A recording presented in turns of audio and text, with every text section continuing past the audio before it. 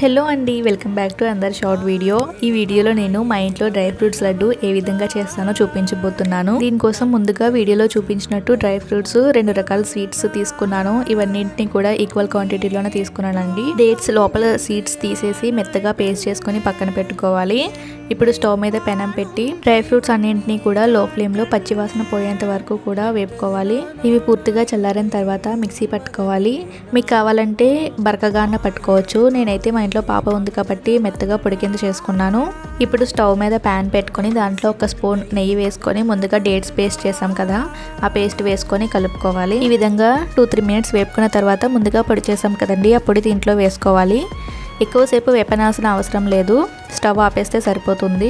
చివరిగా 1 స్పూన్ యాలకుల పొడి వేసి చల్లారిన తర్వాత లడ్డు కింద చుట్టుకుంటే సరిపోతుందండి. ఇలాంటి హెల్దీ లడ్డు రోజుకి 1 తింటే సరిపోతుంది. సో ఈ వీడియో మీ అందరికీ నచ్చిందని అనుకుంటున్నాను. వీడియో కనుక నచ్చినట్లయితే